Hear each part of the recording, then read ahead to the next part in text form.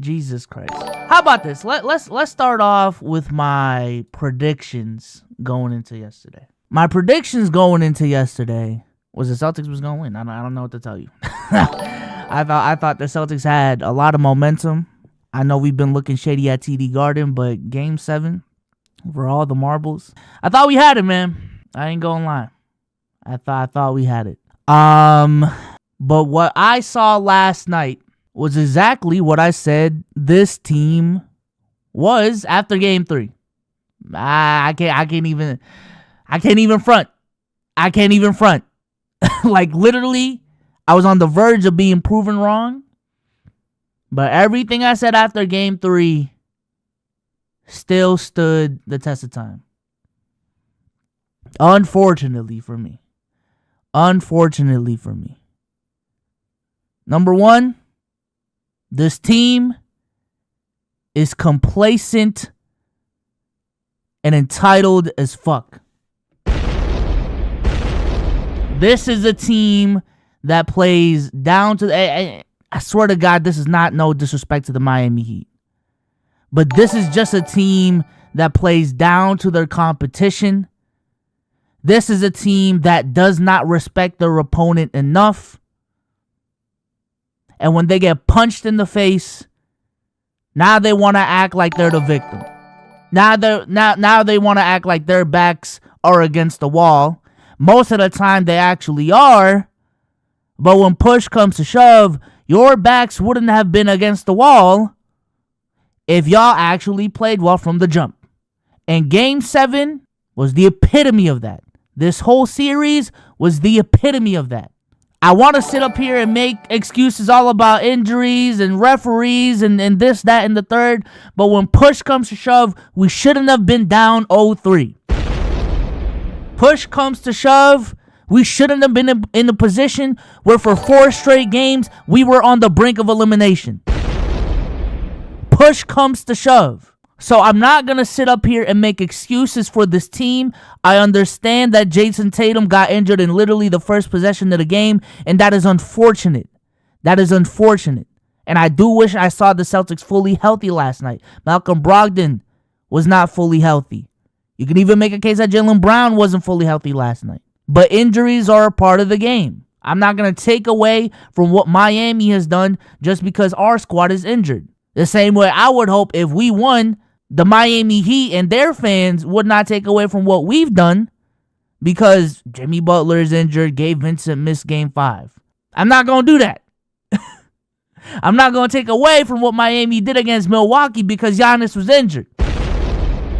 Bucks fans been talking that shit. I don't owe y'all an apology. What the fuck? But we'll get into that. Tyler Hero as well. Injuries are a part of the game. Before we move on, I do want to shout out to the Miami Heat, man. I ain't going to lie. Shout out to the Heat. Nothing but respect. This was a play-in team. This was an 8 seed. They came in, punched us in the face, put our backs against the wall, pause. And we had to fight and claw our way back and earn every single fucking game. Shout out to the Heat, man. Y'all have a good trip to the NBA Finals.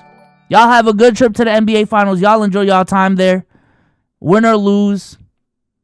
Y'all beat the Boston Celtics fair and square. You know what I'm saying? It is what it is.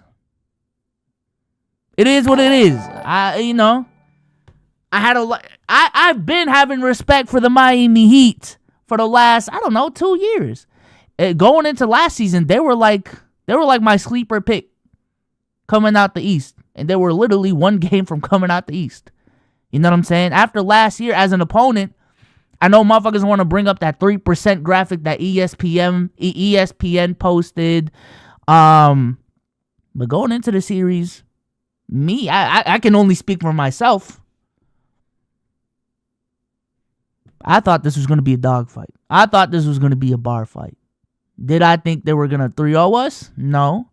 But I thought this was going to be a close-ass series. And I think a lot of real Celtics fans who know what that team is capable of knew it was going to be a bar fight. Knew it was going to be a tough series. At the very least. At the very fucking least. There's a reason why I was happy There's a reason why I was happy that I didn't face them in the first round.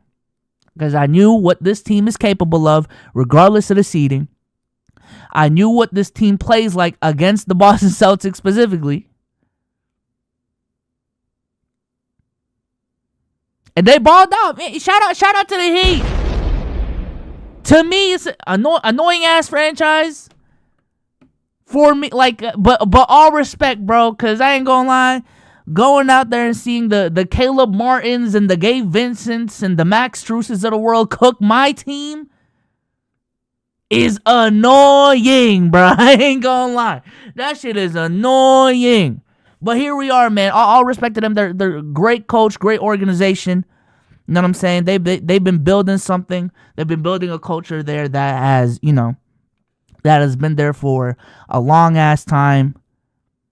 Shout out to the Heat. I don't know what to tell you, man. Shout out to Jimmy Butler. Shout out to Bam. You know what I'm saying? Shout out to that whole crew. Shout out to that whole crew. Now, this Boston Celtics team, again, I got to start with complacency. I got to start with entitlement. I gotta start there. I understand they played like they respected their opponents in Game 4, Game 5, and Game 6. But after they won Game 6, the energy that I was getting from that team after watching all the post-game interviews, keeping up with all the tweets, was that they was going into Boston and they thought, hey, we're at home. Game 6, hey, it's crazy we made it out there. Let's just go out there and have fun.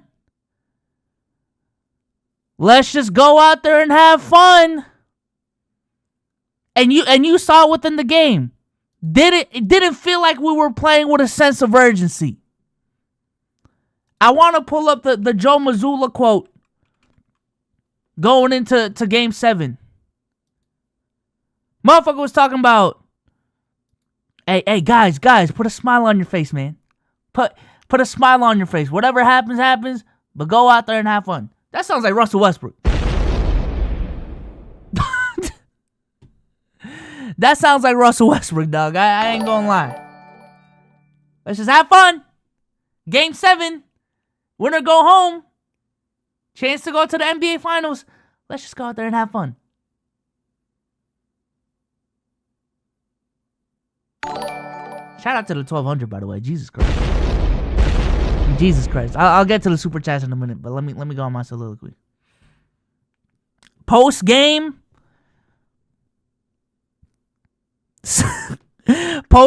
a reporter asked him, "Yo, Joe, do you think this team is too reliant on threes?" No. Next question.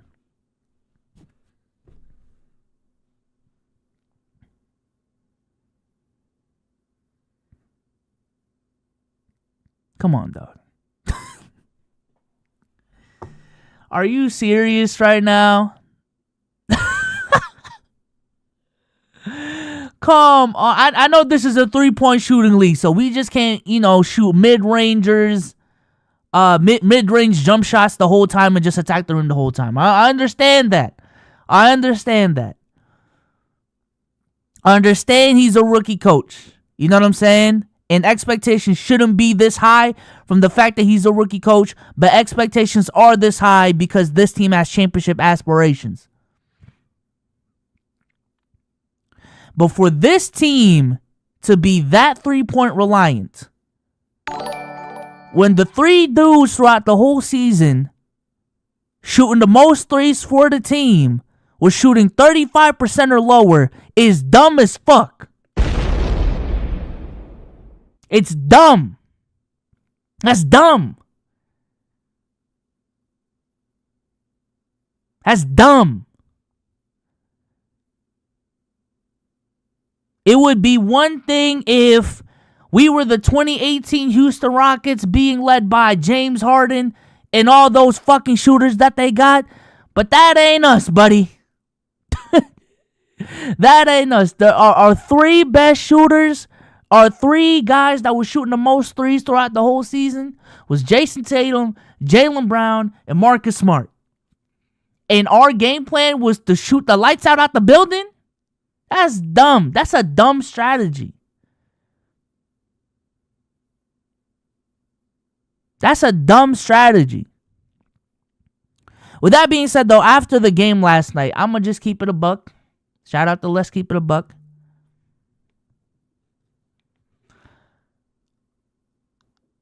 I felt kind of content. And this is probably me just coping. It's cool. It is what it is.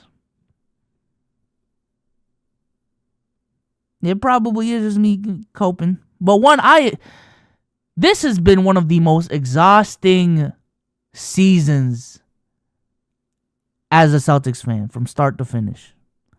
Before the season even started, through our inconsistencies throughout the season, through that game winner by Trae Young, to all those first halves when Jason Tatum went 0-10,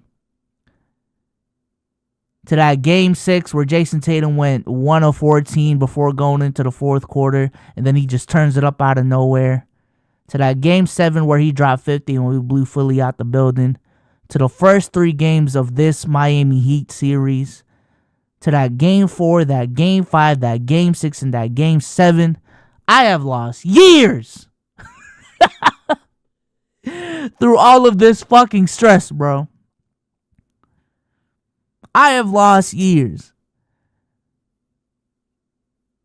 But after last night, I ain't gonna lie, there was a sense of fucking relief. I'm like, yo, thank God I don't have to stress about this team anymore. Because Jesus fucking Christ, bro.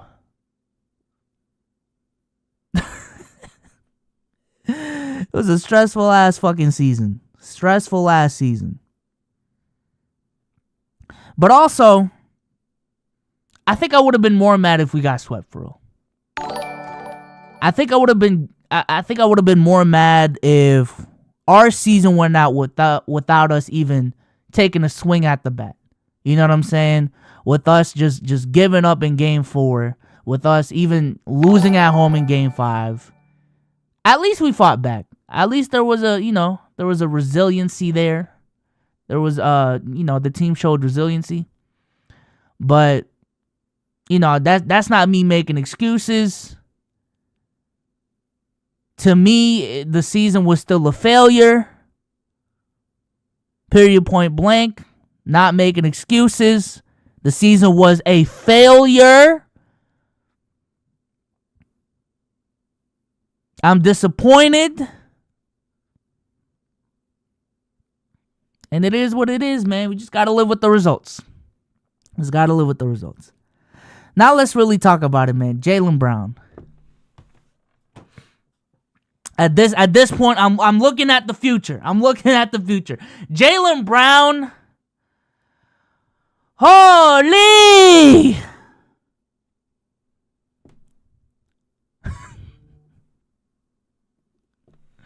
Shout out to the 1400 in the building, man. Jaylen Brown, for the second straight year in a row, has been, in my opinion, a top 2 reason as to why we lost the series where we lost. Bro cannot dribble. Bro can't go left.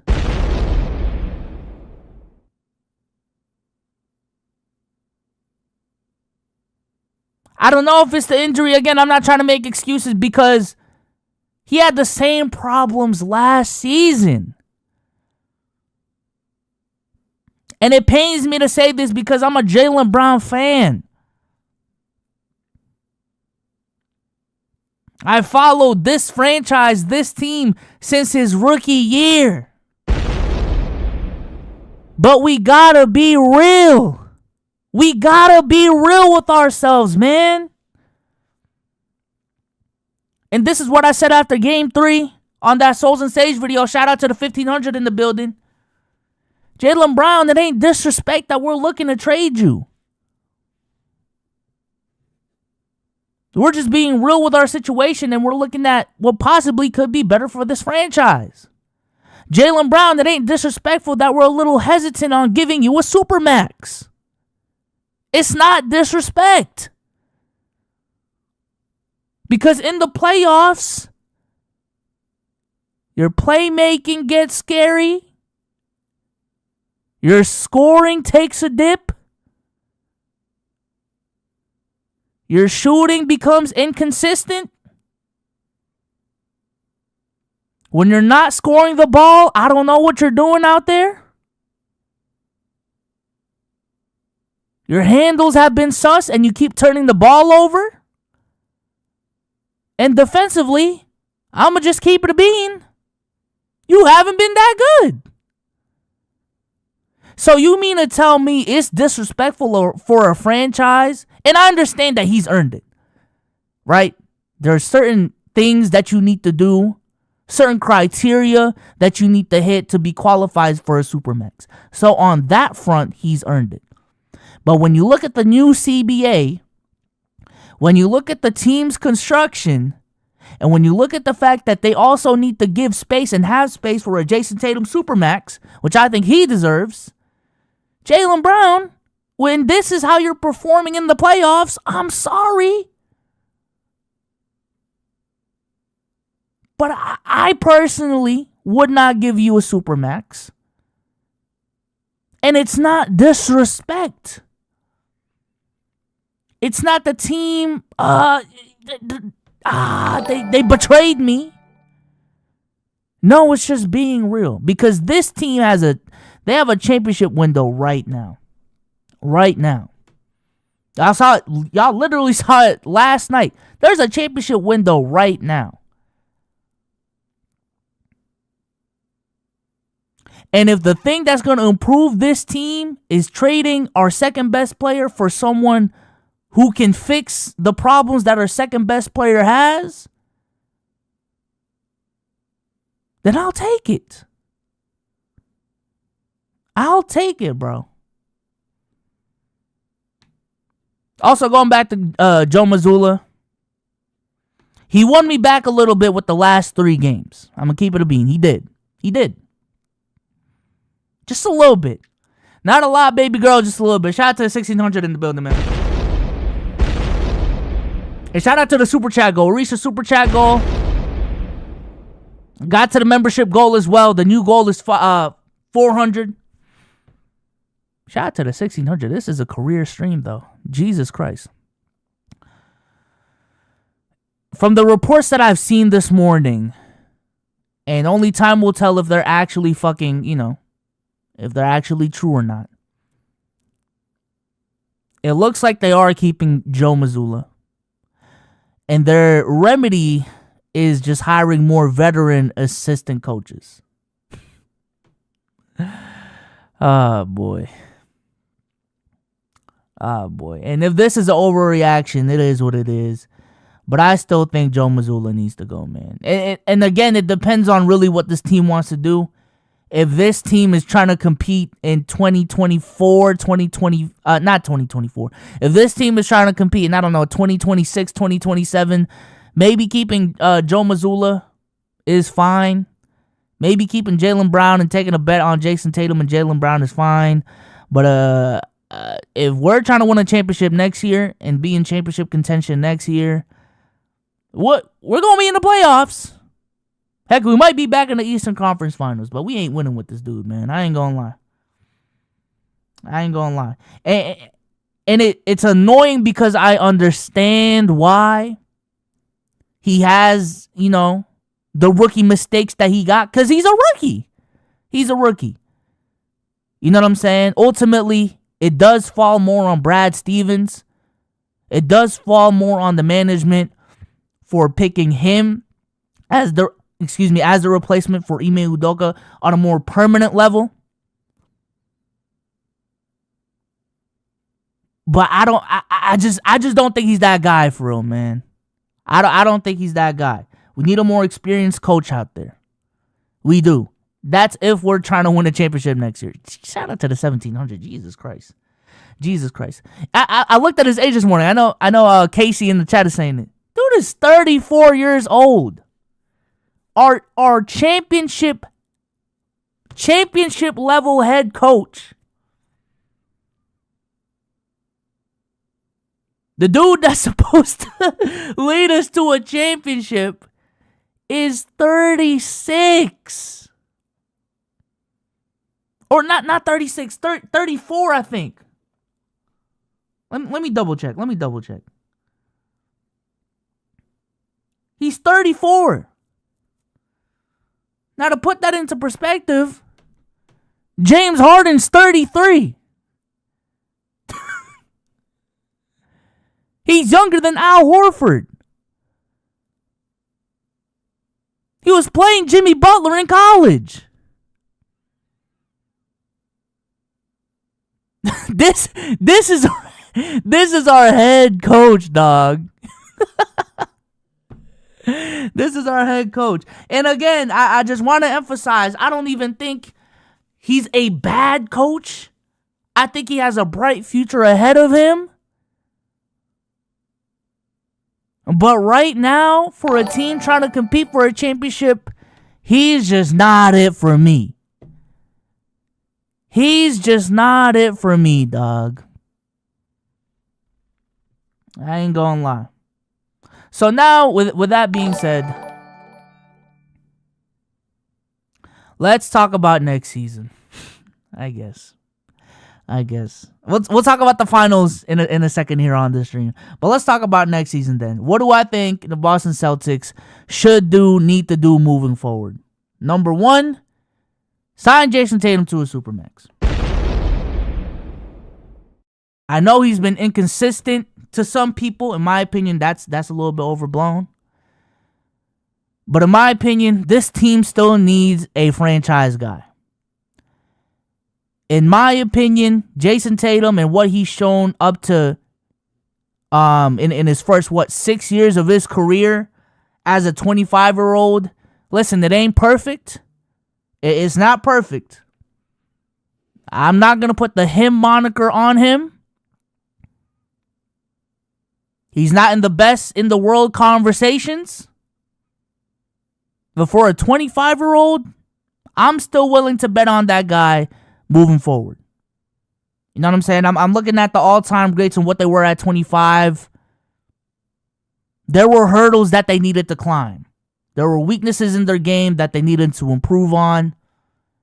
And with the talent that Jason Tatum has shown, I'm willing to take the bet on him, man. I ain't gonna lie. I want, looking at the talent that he got right now, I think there's a lot of time in his career to improve on him being more consistent, being a better playmaker, and also being a better leader. I'm keeping Jason Tatum. This is just me, by the way. I don't know if this is exactly what's going to happen. I've seen a couple of reports that already is contradict what I think should happen. So that's great. That's fantastic. But number one, sign Jason Tatum to a Supermax. Number two, if this was just me, I would still fire Coach Mazzulla. Keeping it a bean, keeping it a buck. I feel like there's a championship window right now. Let's maximize what we got right now.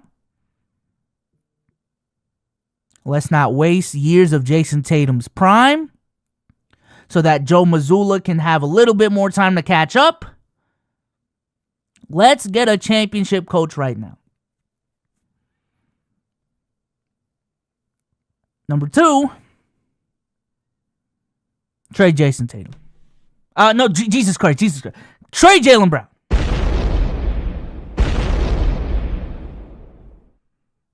Trade Jaylen Brown.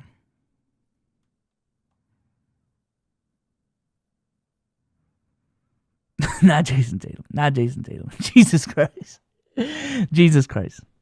Trade Jaylen Brown, man. For one, I just don't think he's worth a Supermax. I think a Supermax is reserved for, at the very least, top 10 players, a top 10 player in the league. To me, that is not Jaylen Brown. I think that Supermax is reserved for the Steph Currys of the world. You know what I'm saying? The LeBron Jameses of the world. The Kevin Durant's of the world. The Giannis's of the world. The Jokic's of the world. The Lukas of the world. And even if we want to look a couple years down the line, I see that with Jason Tatum. In 4 to 5 years, in 3 to 4 years, I see Jason Tatum being in those conversations. With Jaylen Brown, I don't see it. I don't see it. If he can prove me wrong, that's fine. But I don't see it. Now, I will say, with me saying, let's trade Jaylen Brown, I do see the weakness in that. I do think continuity is important in this league. In my opinion, it's the reason why the Miami Heat are the way that they are, is because of continuity. In my opinion, it's the reason why the Denver Nuggets are the way that they are, is because of continuity. So I see that. But I am also of the belief of, stop trying to think of moves and trying to build a team that's going to contend for 3 to 4 years from now, especially when you got a good squad in front of you. Let's try to maximize every single year, because not every single year is guaranteed. I seen it with the 2012 Thunder. I seen it with the 2021 Brooklyn Nets. Shit, I seen it with the Toronto Raptors in 2019, even though they won. Every single year is not guaranteed. So let's not, again, waste prime years of Jason Tatum for the sake of trying to build a team in 2025, 2026, when we have a chance to compete in the NBA right now, where there is no dominant super team, where there is no extreme powerhouse like the Golden State Warriors with Kevin Durant. Let's try to do something now. And I am also of the belief as well that depth is important in this league. I have been critical on a lot of teams this season. I have been critical on a lot of teams in recent memory because they have chose star power over depth. And then when their stars get injured, when their stars don't show up, motherfuckers want to point fingers now. Motherfuckers want to make excuses. No, sorry. You decided to build a team with not much depth. And when one of them goes down, now you got to deal with it. When one of them underperforms, now you got to deal with the consequences. The Phoenix Suns, the Brooklyn Nets, heck, even the Los Angeles Clippers to a certain extent. So when I'm looking at Jaylen Brown and I'm looking at the cap situation of this team, if they sign both Jason Tatum and Jaylen Brown to a Supermax, that shit is just not worth it. I'm sorry. That's not disrespect. I love Jaylen Brown. But I'm just being real. I'm just being real. That's what we got to do. Now, in terms of the trade packages, number one on my trade draft board, Damian Lillard. Damian Lillard. Yeah, Brooklyn Phenom. Yeah. Let me bring it up. Damian Lillard.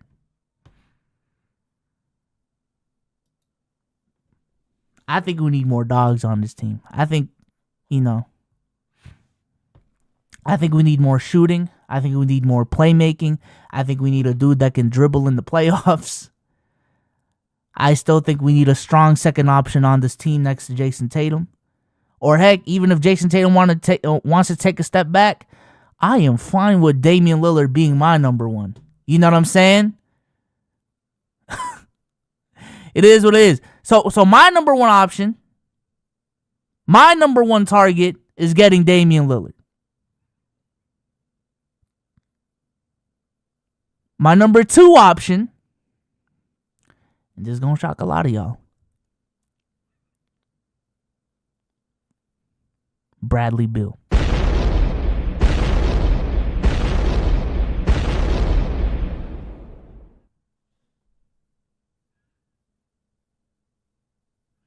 I like Bradley Beal, man.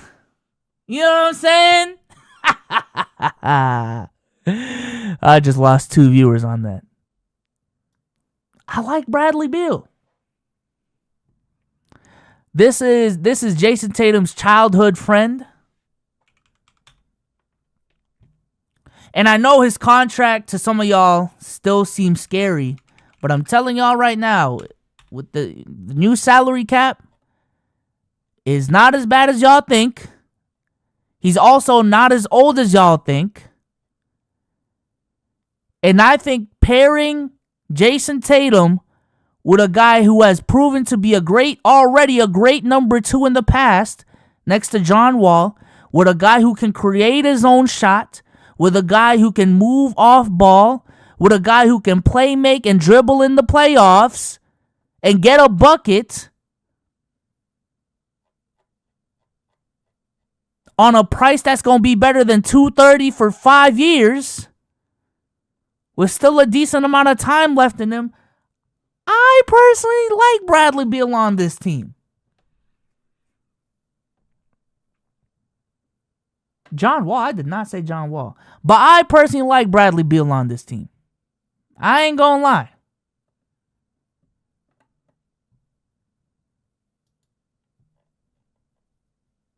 I like the fit. I don't know what to tell y'all, man. Like, you know what I'm saying? It doesn't just have to be Jaylen Brown for Bradley Beal straight up. I do think additionally the Celtics need more wing depth. Because looking at our wing depth, it was, what was it, Grant Williams coming off the bench? I mean, right? Like, we didn't have I think it was supposed to be Gallo, but, you know, like, what Kyle Kuzma doing? Let me chill. But seriously, I like Brad Beal. And the defensive questions, in my opinion, Bradley Beal is one of those players that is viewed as a bad defender because of the situations that he's in.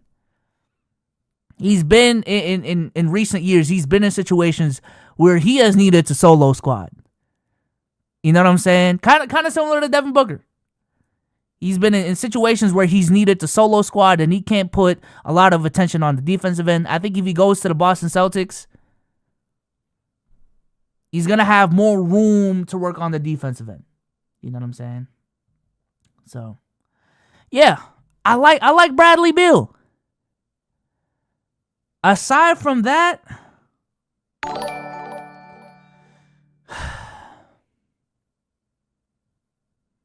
I don't know. I don't even want Trae Young, man. I just think Trae Young defensively is so fucking scary, bro. I ain't gonna lie. Kyrie, I'm all set, man. And the Kyrie thing isn't even from a talent perspective. It's from an availability perspective. So, Siakam is interesting. Hold on. Siakam is interesting now. Levine is interesting. You know what I'm saying? Couple names. Kevin Wayne. Kevin Wayne wants to come. He can come. You know what I'm saying? Pause.